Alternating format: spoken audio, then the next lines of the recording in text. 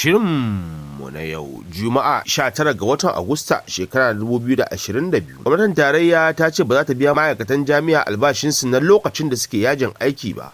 Su ko ma'aikatan jami'a sun ce ba za su yi aikin bayan ba, sai dai a ɗora daga inda jadawalin aikin zai kasance, wato ba za su yi aikin watannin bayan ba, sai dai gwamnati ta nemo wasu su yi. Allah dai ya daidaita su, amin. Jaridar mu ta farko, jaridar Daily Trust. Rigimar Wike da Atiku, rashin yin murabis na shugaban PDP ayu na hana ruwa gudu, shafi na 25. Gwamnatin tarayya na gashe naira biliyan 18 da miliyan 400 akan tallafin mai a kullum, inji ministar kuɗi, shafi na 3. An tattake mutane 8 har lahira a wani cocin Legas, shafi na 4. Babu ranar janye yajin aikin jami'o'in Najeriya saboda gwamnati da ma'aikatan sun kasa samun matsaya. Buhari ya ce ba za su biya albashin lokacin yajin aikin ba. Babu wata dokar da ta halasta hakan, inji wani babban lauya. Ba za mu yi zangon karatu biyu ba idan har kun ki biyan mu albashi, inji malaman. Babu kishin ƙasa a cikin dakatar mana da karatu, inji ɗalibai, duk a shafi na 4. Hukumar kula da tashoshin jiragen ruwa na NPA ta samu kuɗin shiga na naira biliyan 172 a watanni 6, inda ta sa biliyan 78.2 a asusun gwamnatin tarayya, shafi na 16. Buhari ya sake baiwa jami'an tsaro umarnin kashe duk wani ɗan ta'adda, shafi na 5. An kame mutane 3 tare da samun gawawwaki 8 a wani tsibirin tsafi a jihar Edo, shafi na 16. Sai jaridar mu ta gaba, jaridar Generation. Jihar Legas ta ƙara ƙarin hukumomi 4 cikin waɗanda ta haramta sana'ar acaɓa a ciki, shafi na 30. Dalilan da ya sanya muke jayayya da malami akan biyan bashin dala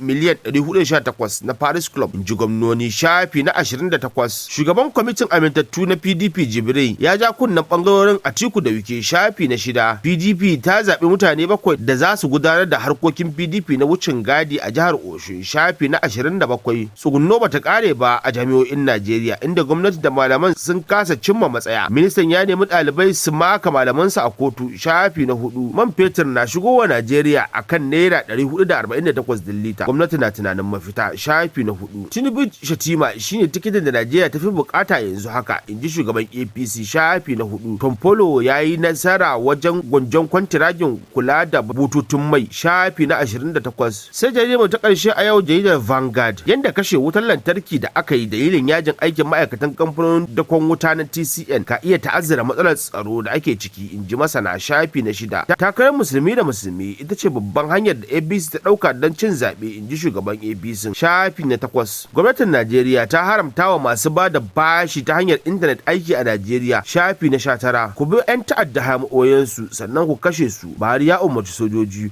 ku baiwa manoma tsaro yadda ya kamata, sannan ya bada umarni ga ma'aikatar jin kai da ta ƙara ƙaimi wajen kula da 'yan gudun hijira a yankin arewa maso gabas, shafi na 8. Mutane 7 'yan gida ɗaya sun rasa ransu bayan cin wani abinci mai guba a jihar Zamfara, shafi na 6. Obasanjo na goyon bayan Tinubu, inji shugaban majalisar wakilai ta ƙasa, sannan ya tabbatar wa Tinubu cewa shi zai yi nasara, shafi na 10. Kuɗaɗen da ake juyawa a manhajar e-naira ya kai biliyan 4, inji shugaban babban bankin Najeriya, shafi na 7. Wasu daga cikin gwamnonin arewa na kashe ilimin firamare, in ji gwamnatin tarayya, shafi na 15. Haka muka kamo ƙarshen shirin namu na yau. Idan yau ne farkon zuwa ku da 360, kar ku manta ku taimaka ku danna mana subscribe, sannan ku danna ƙarar sanarwa domin samun sanarwa a duk sanda muka saki sabon bidiyo. Jazakumullah, sai mun sake haɗuwa a wani shiri na gaba.